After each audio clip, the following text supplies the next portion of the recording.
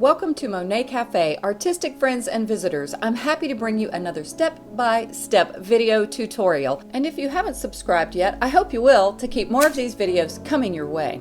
In today's lesson, I will teach you how to create a watercolor underpainting with pastel. It's an effective and easy way to give loose beginnings to your pastel artwork. Because I am often asked about the music in my videos, I thought I'd share. The song I'll be playing towards the end of the video is Moonlight Sonata by Beethoven. How appropriate, right? The reference image is one of my own, literally from my backyard cow pasture that's right outside of my studio window. I guess this lesson could also be about punching up color like I often do, and I decided also to give this a moonlight scene. There will be a lot of real time in the watercolor portion of this especially, but I wanted to share that I did a quick preliminary painting on some unsanded Canson Mi-Teintes paper. I used the textured side, the other side's a little bit more smooth, but I did kind of on purpose. I don't know, I wanted to just play with the texture. And this is always a good idea to work out composition issues and choose your color palette. So that was a good beginning to get started. Now let's talk about supplies.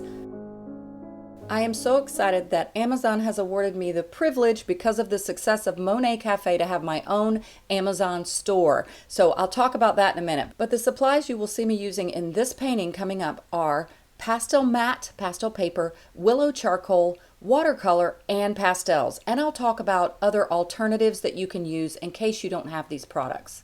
Now I'll show you the products, and then I will be showing you how you can conveniently find all of them in my Amazon store. First is the pastel matte surface. I love this stuff. I'm using white. It's made by Claire Fontaine. While I like the other colored papers by Pastel Matte, I really like the white for these purposes, doing a watercolor underpainting. I also like how they have little sheets of glassine in between each page if you want to use that to protect your work when you're done. Now the watercolors I'll be using is the 36 set by Arteza. Arteza's been so great to give me products to try out and share in my videos, and I have come to love this little 36 set. It came with a watercolor chart for you to actually put your watercolors down on this paper. It's very important to do this, even if you don't get a chart with whatever set you get, because they look so much brighter than they do in the dried form. Now, I couldn't find the 36 set on Amazon. You may be able to find it directly from Arteza, but I do have some other Arteza products and other watercolor sets available on my Amazon store. The pastels I'll be using is a variety. I have a lot of Terry Ludwig's. I will be talking about them quite a bit while I paint. Now this will have two versions like my other step-by-step paintings. I will have lots of information for you guys here in Monet Cafe. That was the Terry Ludwig darks you just saw there. But my patrons will get a full lesson, a little bit more real time, a little bit more instruction, but don't worry, you guys are going to get a lot too. And my patrons from my Patreon page also will get this color chart along with a printable or savable reference image. All right, now let me talk about my Amazon store. I'm so excited. It's called an Amazon influencer when they grant you the privilege to be able to have an Amazon store, which was only possible because of you guys. I will have a link in the About section of this video, and it's so conveniently organized, showing all of the products that I use and ones that I recommend. I think you guys should check it out. And now let's move on to step 2, which is the sketch. Now here's my setup. I have my pastel matte in the center, my pastel selections on the left, and my watercolor chart with the examples on the right. Here is the willow charcoal. Also, you can find this in my Amazon shop. I think it's under pastels and painting supplies. Maybe that's the one. But this section is going to be really short because there's not much of a sketch to this. Really, it's just getting the horizon line in, a few of the tree shapes. In my practice painting, I drew in some of the cloud shapes before, but I realized they're just such big shapes, I thought I would block them in. Now, let's get started with this watercolor. You can, of course, use whatever watercolors you have, but I'm going to be showing you my color selections from the color chart from the Arteza set. Now, I know it's going to be a dark, moody moonlight scene, so I'm going with the blue-violet and perhaps a little bit of the indigo. Maybe those three colors combined I use. I'm also going to be using some of those more turquoise colors, and I'm going to try to lift up my palette so you can see my selections. And here's what I was mentioning about the colors in the set. Look how much darker they look. than they do on the paper where they're applied. So once again, it's a good idea to make one of these color charts to work from as you're painting. This was early morning when I got started. Actually, I got up much earlier to get everything set up. And this is the view. This is the cow pasture out from my studio window. And I get the most glorious sunrises and actually moonlight scenes as well, that I just thank the Lord for Him blessing me with this little cow pasture outside my window. I love my art bin paintbrush box. This is so great for the studio or when you just have to grab some brushes on the go. Some of my favorite watercolor brushes are by the Princeton Art and Brush Company. I like the round brushes in different sizes. And also these products are also in my Amazon store. And I want to share that regardless of whether or not you buy them from Amazon or in my store, it's a nice way for you guys to see the products that I'm using. I think I put this box under pastels and painting tools, something like that. And for a cheaper alternative, I have used just these brushes from Walmart for years. I like their flat brushes they have. They also have round brushes. And for these purposes, you don't have to go out and spend an arm and a leg on brushes. These little cheap brushes will work. Now, I like to use the largest brush possible when I'm doing things like this. Of course, you'll need some water. You don't have to have it in a ball mason jar, and some paper towels. I use these to control the amount of water that's on my brush. I also want to let some of you know that if you don't have pastel matte paper, you can use watercolor paper to do this for the watercolor portion at first, and then you can apply clear liquid gesso to give it a little texture pastel surface. It works great. All those products are also on my Amazon store. And you know, this is Monet Cafe, so I like to get up early and paint anyway, so a cup of coffee is just perfect, right? Monet Cafe, art with friends. All right, I'm going to talk a little bit about this surface, my painting color choices, and a lot. And that's going to be the main focus of this particular Monet Cafe step-by-step tutorial. And once again, I'm using those darker purpley blues that I showed you before. I'm kind of combining the two colors. And once again, I'm using the largest brush. I actually could have gone larger. I do have some flat brushes larger than these, but this worked. Now, notice my strokes. The purpose of an underpainting, I like to talk about, is you're kind of creating a roadmap, a value study, and some energy. And it should be loose and free. And these strokes should be directional, and that's one of the things that I wanted to focus on. These clouds, they look like they're just reaching up and out, like they're back behind those distant trees on the left, and they're reaching out and coming up. So I wanted to accentuate that. And the second part of this video, where I'll have more commentary for my patrons on my Patreon page, I had one of my patrons specifically asking about focal point, and I was like, oh, you know what? I was really working on a good focal point with this painting. So patrons, if you're watching this now, you'll have your separate video with more content in my on the Patreon page. And if you don't know what the Patreon page is, guys, that's patreon.com/Susan Jenkins. For $5 a month, you're supporting this channel, and you're also getting extra content. We're having a lot of fun. I love my patrons. I want to talk a little bit about watercolor painting in general as I'm painting, but as I'm working, notice these, I got that more of an indigo color, I think it was called. Notice how much darker that is.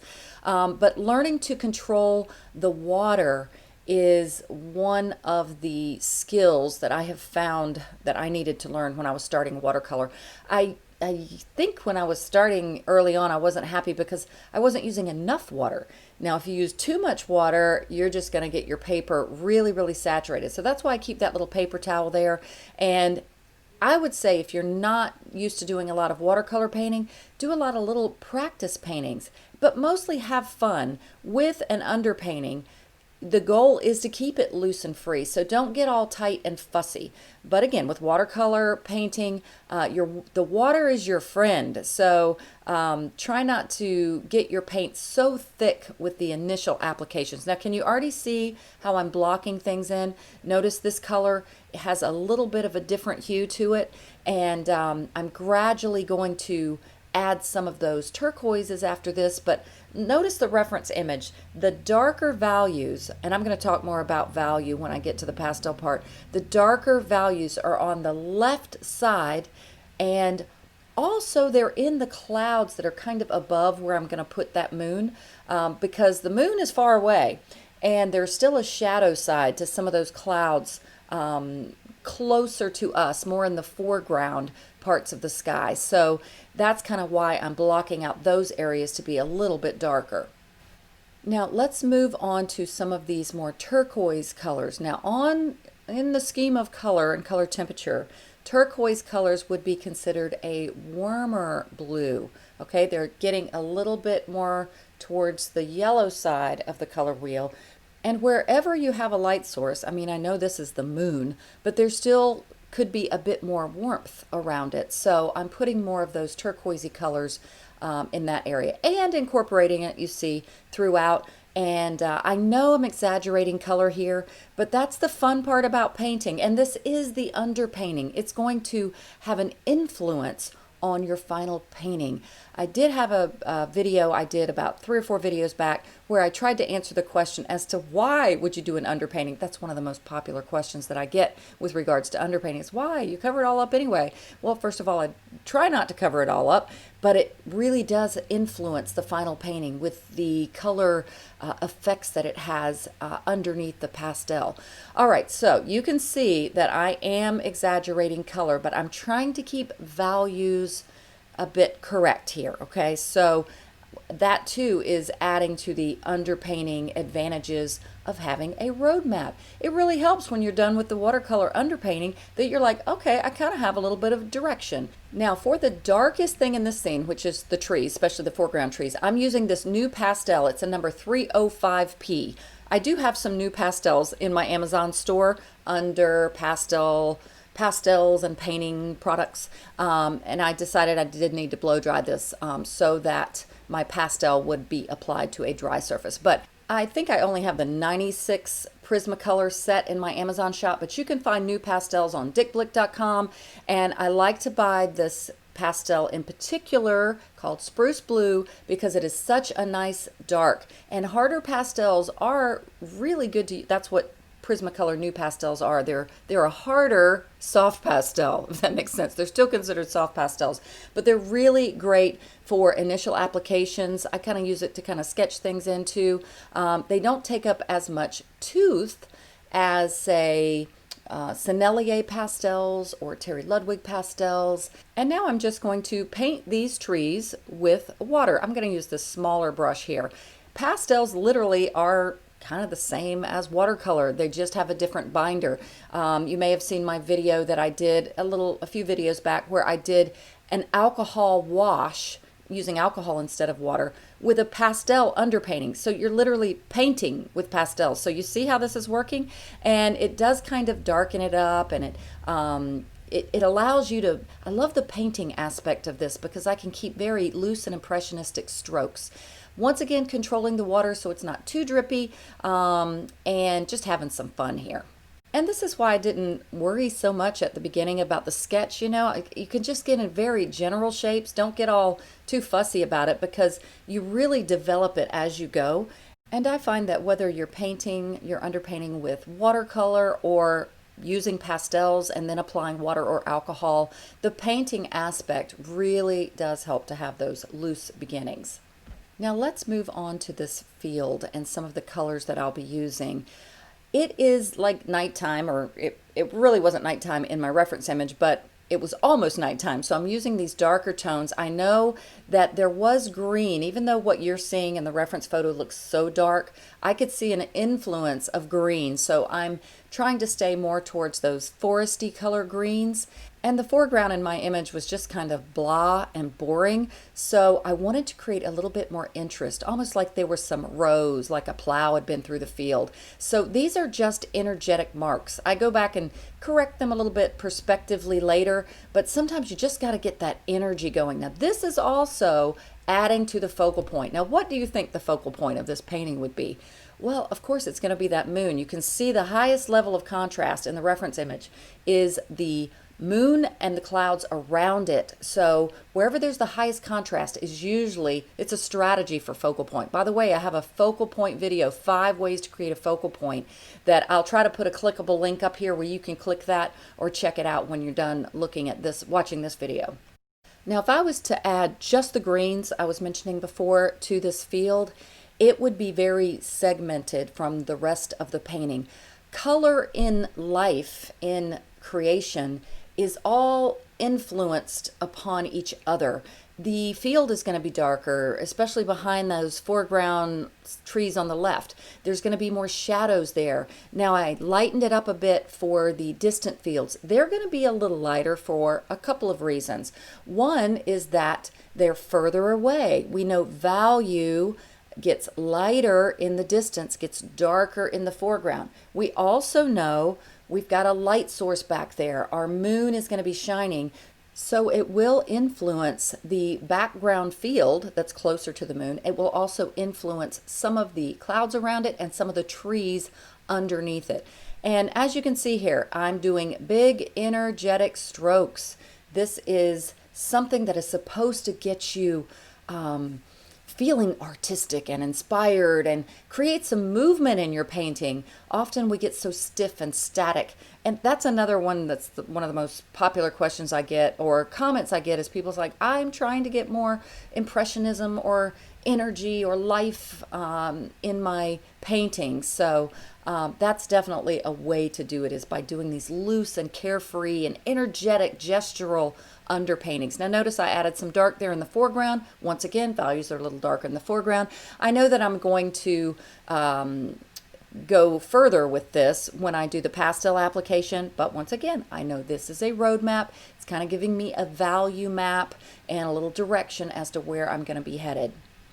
And now that I've got those cooler purpley values kind of reflecting the sky onto the field, now I can add some of the influences of green. And I'm going with a little bit again of the foresty greens, not really yellowy greens as much here. And I could have left this just using the blues, teals, and purples and that dark new pastel I added for the tree line. But, you know, I was like, I'm having fun with the watercolor. I have really come to love watercolor painting. Oh, I was so frustrated with it when I first started. I think I started playing with it because I had seen a few other pastel artists use watercolor underpaintings. And I probably did the same typical things that everybody does, is just be too fastidious and serious about it and not letting the water do the work. But all this comes together, guys. Also, too, I like to clean things off. I actually have part of my thing is stained there, I think from some acrylic ink I used. It's a good idea to go ahead and kind of clean it up a little bit for the next time. All right, blow drying it again and getting ready for the pastels. Let me make another quick little positive about using the watercolor. Watercolor takes up no tooth of this pastel mat. If you've been working with pastels long, we do a lot of layering and it can take up the tooth of the paper. So watercolor, you haven't taken up any of the tooth of the paper. All right, now I'm going to put up my reference image here so that I can talk a little bit about value. A very handy tool as a beginner artist or any artist is a grayscale and value finder. Let me talk a little bit about how it works. It is kind of unusual. It's 10 stages of black to white. Now, black is number 1. I would have thought it would have been white number 1, okay? But white is number 10. And have you ever heard the term high key painting? Well, these are the higher numbers. They're the lighter values. So that's a high key painting, to have higher, lighter values. Also, this grayscale finder has amazing amounts of information on the back. So it's really, really a great tool. Another great tool for the beginner artist is a pocket color wheel. I'm always going crazy about how awesome this is. It has such a wealth of information right on this color wheel. And you can learn about color schemes and strategies to create your color palette. And also, too, these two products are on my Amazon store. You guys are going to get worn out with that. But I do have that under, I think it's Studio Tools, something like that. All right, now let's look at this. You see how those little things are carved out like keys, okay? Like I said, high key painting, low key painting. It's like little keyholes. It's so that you can see and compare the values in your painting. Once again, I'm veering a little bit from the photo and brightening things up a bit, even in the field. But you can see here that the field is kind of more that darker, but I'm going to go a little bit maybe more towards like 7 or 8. And the sky is definitely lighter. Even though those clouds are pretty dark on the upper left side, It's more like, I think it's more of like a 7, in between a 6 and a 7 in some areas. And then as you get closer to the source of light, notice how it gets lighter. It does get a little darker. I'm showing certain areas, but it does get a little darker in some of those foreground clouds that I didn't really show that. So look how light it gets around the light source, all right? And the lightest light is going to be where I'm going to put the moon. It's kind of right about there. So it really is a handy tool. Now I'm going to talk real quick about an illusion. I just put this on my Patreon page as a little trivia. I'm doing like Trivia Tuesdays. Look at the two values of the square A and square B. Which one would you say is darker and which one would you say is lighter? It looks like A is darker and B is lighter. It's in the white square, right? Well, in this little illusion, if you look at what this actually is and take everything else away, guess what? They're the same value. This is what I talk about all the time. Value is relative. And this little illusion really demonstrates that well. All right, let's go on to step 4, which is pastels. Along with the pastels, I'll be using something to blend with. Sometimes I'll use a little chamois cloth. Sometimes I use some pipe foam insulation. I thought I'd show you. I keep my little chamois cloth squares that I cut, the dirty ones, in a little Delicate's laundry bag, and I can just wash them instead of all the little squares. Here are my pastels that I've already marked out on my color chart next to where I'm working. This makes it very convenient for grabbing colors. Now, I'm working with my darkest dark right now. I think this might be the Terry Ludwig eggplant. It might be in a purple that's a little bit lighter, actually.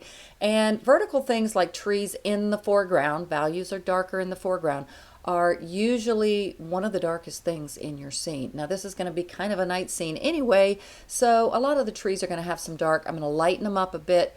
I'm using a real light touch for the trees that are a bit further away because values get lighter in the distance, and once again things are closer to the moon, the light source. So I'm going to lighten those up and give them a little bit of a cooler, more teal color to some of the distant trees in the background.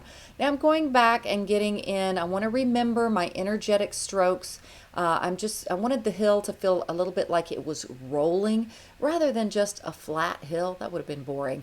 Once again, later I stepped back and noticed that I want to get my perspective right. Now, if you've been a subscriber for long, you know I love to cover all kinds of various topics. Yeah, I love pastel painting, but like I said, I love watercolor, but I love to give sometimes things that are going to help you just be a better artist, even if it's something like drawing skills. So I have a video on painting roads and perspectively. Sometimes I'm doing these videos because I'm trying to get better at it, and you guys just get to come along for the learning journey. But I really liked that video on getting perspective right. Now, the reason I mentioned roads is these lines in the field are very similar to how perspective would work. So watch me later, probably patrons, I'll still be talking to you guys, but Monet Cafe, I am going to speed this up in a minute. I'm already about 20 plus minutes into this video, so I don't want it to be so long for upload time and keeping your interest. So you'll be able to watch the rest of this sped up. Notice all the real time you've seen here, but notice when I get to the part where I kind of correct these lines in the field. All right, so I'm going to use the pipe foam insulation for blending, and I'm just kind of blending and getting tree shapes in, and sometimes I use this almost like a paintbrush. If I have the dark color on the pipe foam insulation, I need to talk about what pipe foam insulation is. I go ahead and use it like I am now in the darker areas where I know like the foreground's going to be a little darker. Notice the directional strokes creating energy. Again, let me talk about this pipe foam insulation. It's literally the stuff you can buy at the hardware store that insulates your pipes in colder climates. And you can buy some of it really cheap and just cut off a little piece. This works great. Like I said, the chamois cloth works good. Even paper towels works good. You know, you can blend with paper towels. All right, now I'm going to get in some of these blues. But right now, Monet Cafe, I'm going to speed the video up for you guys. You can watch the rest to Moonlight Sonata. And if you haven't subscribed, I hope you will subscribe. Check out my Amazon shop or Amazon store in the About section of this video. Also, I will have, while it's still available, I will have this original painting available in my Etsy shop, and also prints and other products links. You can find all my stuff from my website too. All right, guys, enjoy Monet Cafe, the sounds of Beethoven to my painting. And I will be back at the end, so don't go away. All right, patrons, this is your Patreon only content, and I am going to speed it up a little bit because I think the painting took got over an hour, maybe close to 2 hours. And I don't want to make it just so tedious. I think you can follow it when I speed it up just a bit. And now I'm reinforcing the darks. You can probably see how I lightened up those distant trees. They're kind of in the middle there. They're more of a blue, like a neutral blue. We know colors get more neutral in the distance too. And I'm using that same blue to get some of those darker cloud areas. Now notice my strokes here. There would be a tendency, which is what I used to do early on, is to overwork a certain area. I mean, right now it looks like, man, I don't want my clouds just looking like stripes like that. But be patient. That's the point of layering and developing things. Don't be afraid to keep it loose and to keep that, what a lot of artists call the adolescent stage. You know, it looks a little yucky before it looks better. I'm using the same blue. I talk about this often. If you've been a patron a while, you know how I utilize a color. If I've got it in my hand, I look at other places I can use it. It's not only practical, but it brings harmony to your painting and connectivity to it. So I really liked, if you look at the reference image there, I don't know about y'all's computer screens, but I could see some of that almost tealish greenish color in the sky. So that too will also connect the foreground and the sky together. You want that harmony happening. All right, here's a bit more of that blue, and I'm sneaking it in to where it looks like there's breaks in the foreground trees where you can see behind it. And again, grabbing this blue, putting it in those deeper grasses, giving that sense of depth. Now I'd like to talk a little bit more with you guys about focal point. And it was a question that was asked recently by one of our Patreon family. Oh, and now I'm really getting creative with color. That was that pretty, ooh, like a teal blue. I think this is a Sennelier pastel.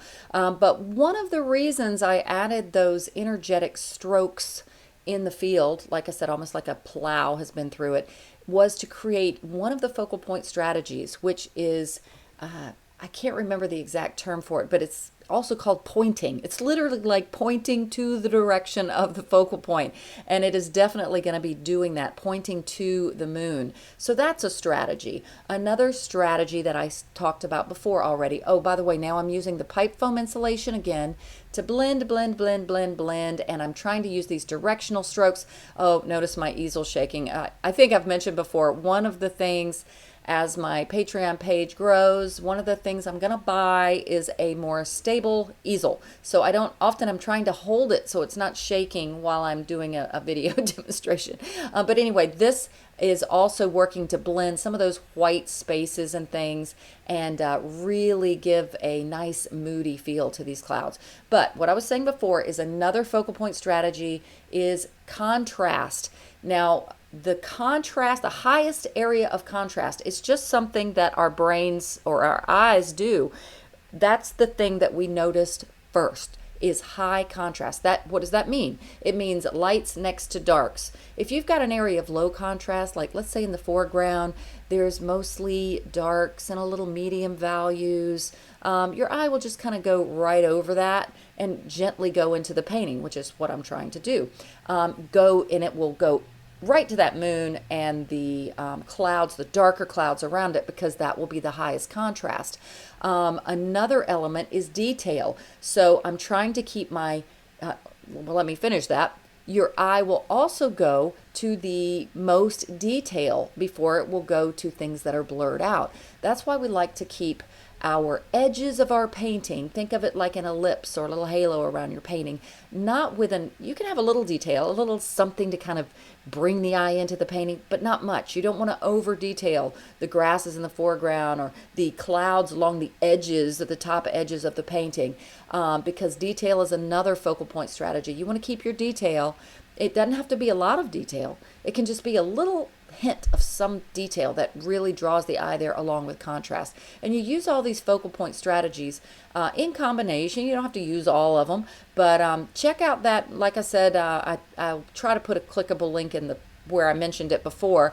I think it's 5 ways to create a focal point. And I learned a lot in making that video. So now back to one of the questions. I wish I could remember which patron asked this question, but she said that she had a challenge in knowing, is this focal point something we're supposed to create? Is it something that's already there? How do we know where to put it? Something like that. And I could totally relate to that because it's only been in the last few years of my painting that I've come to realize the strength of focal point. Okay, so here's my concept on how to determine where your focal point is in a painting. It's not, to me now that I'm getting it more, it's not all that difficult. Look at something in the painting that draws you to, or the painting or the image, or if you're plein air painting, what drew you to that scene? What's the thing that you're like, oh, just look at that? Well, for me in this case, it was that beautiful moon. This one was kind of a no-brainer. You know, you kind of tell that's an easy focal point. There's a high contrast, pretty easy. But let's say it was a field of flowers and some distant trees. If it's obviously, let's say it's these white kind of lacy flowers dancing across the field, and you're like, oh, look at those flowers. That's going to be your focal point. And don't make it all of the flowers. Find one that's sticking up. He's like the star of the show, or an area that you give more detail, more contrast, maybe energy pointing to it, and make that your focal point. Let's say, though, that it was a field of flowers, and you know, the flowers wasn't really what got your attention, but it was the sunset in the background. Then you're going to want to make your flowers a bit more subtle. They're not the star of the show. They may have little hints of that sunlight reflecting off the tops of a few, but you need to decide what is it that you loved about the image to begin with. All right, so now here's where I'm going in. Well, maybe not yet. I'm adding, notice a little bit of purple to some of those trees that are next in line. They're not the closest, they're the middle ground. And I'm using some of that same purple, once again, using it while I have it in my hand. And I added a bit more of that purple in the clouds because, once again, even if it looks a little dark at first, you can establish the darker value and then do kind of like I'm doing now. Take something that's maybe a little more neutral, just a tad lighter value, and blend over top of it. I'm trying to keep a light touch with this because I don't want to over layer this paper. I'm using the pipe foam insulation again just to get some actually take some detail away. Remember, I want the detail in the clouds more around the moon and the moon area, and not so much in the perimeter and the clouds that are on the left. They're just going to have energy and a gestural feel, but not a lot of detail. Oh, and by the way, I really enjoyed how much you guys seem to enjoy that color test. And, you know, I did the one little value thing. It wasn't as much of a test. It was just something for you guys to look at. But I need to do more of the test things. I can tell you like them. And I think if I can find ones that are educational, I'm going to try to do that maybe on Tuesdays, Trivia Tuesday. All right, you can see, pardon my crazy hair and my no makeup self, but I'm still using just a little corner of this pipe foam insulation to kind of blend, make some areas more subtle. But now all of a sudden you see how those stripes that I was applying, they gradually disappear as you work the painting. On this topic of this paper, Pastel Matte, I meant to mention it when I was talking to the regular Monet Cafe channel, but I am surprised at how Pastel Matte doesn't feel gritty. It does not feel sanded. If any of you guys have used it, you know what I'm talking about. Now I'll talk about Pastel Matte in a minute, but now I'm using a piece of the Willow Charcoal, and I'm being a bit more purposeful about how these lines would work perspectively, because you know, you can have everything going right in a painting, but if you have some of the main drawing principles wrong, it's gonna all of a sudden make your work look non-professional. And I actually could have left it real sketchy like this. I think I develop the grooves or the lines a little bit more as I add the greens in the field, but I kind of like when it's a little bit you know, a little everywhere and kind of gestural and sketchy. Okay, back to the topic of Pastel Matte. I am surprised at the layering that it takes, even though it doesn't feel very gritty, but still at the same time, try to keep a light touch. You don't want to overwork work you're painting. I find that the art to me that looks the most professional is art where you can just tell they did not overwork their painting because the strokes and the color feels very fresh. And every stroke seems a bit more purposeful. I call this, I don't know if it's my own term, it's something I think I came up with. I call it efficiency of stroke. You are maximizing your strokes for the most artistic benefit. And not that you want to overthink while you're painting, but these things do get better the more you paint. It's just like anything. It's like with music. I often talk about playing guitar. I mean, oh my gosh, I could not get my fingers on the frets of the guitar. I didn't have the muscles to do it. I didn't have muscle memory, and it was hard. I didn't have the calluses on my fingers yet. So the longer you do something, the more it just becomes like second nature. But you gotta put in the practice, you know. And now I'm getting in some of those darker greens, and you'll gradually see me build this up, having the lighter greens, again, lighter value, things lighten in value in the distance. Also, they're going to be lighter because the moon back there, it's going to be lighter back closer to the moon. And then I just gradually bring it forwards, not too much into the foreground because, you know, it's further away from the moon and values get darker in the foreground. So I'm adding a little bit to that distant field. I like to give things levels in a painting, perspective levels. So often when you see a reference image like my reference image, all the trees look like they were straight across the horizon. Well, that's boring. So often as I'm working, I know to make some trees smaller and then even smaller in the distance, and then I kind of give them different levels. For example, those trees real far away, you almost can't see them. They're kind of a tealish blue right under those blue clouds. They're a little higher on the horizon line. That's actually back there is where the horizon line would be. Trees that are closer are not going to be quite up on that horizon line. They're closer to you. And here's where I'm adding a little bit more of the darker values, kind of in those groove areas of the field. In hindsight, I probably didn't need to develop them the way that I did, but hey, I was having fun.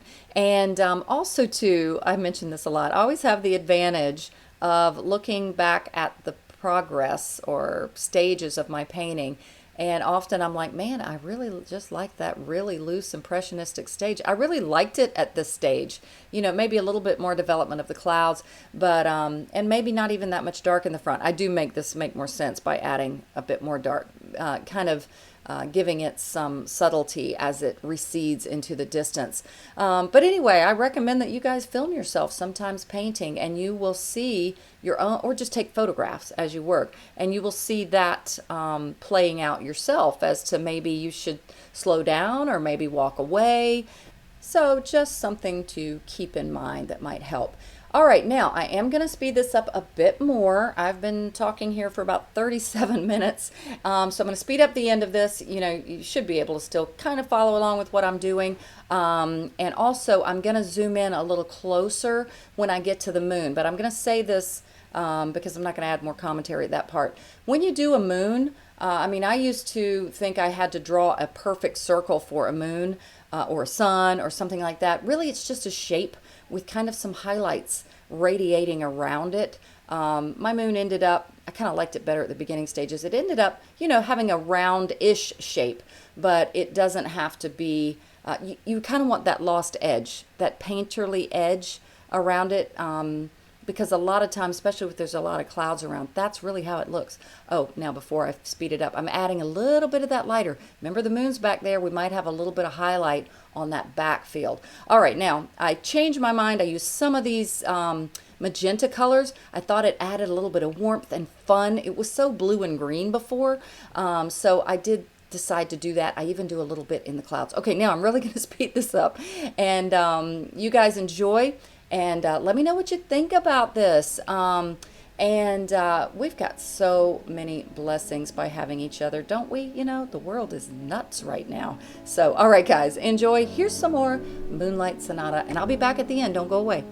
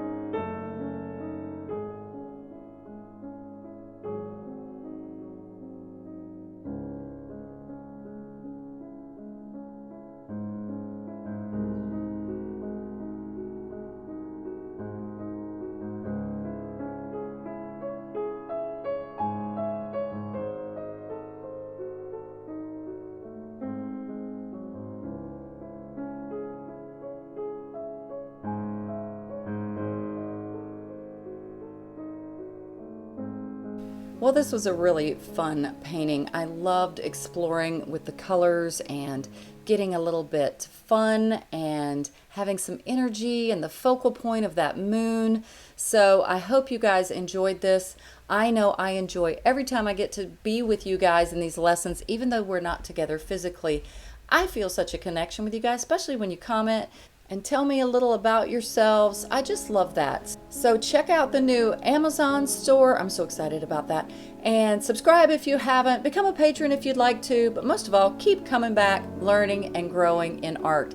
Together is better. All right, guys. Happy and blessed painting.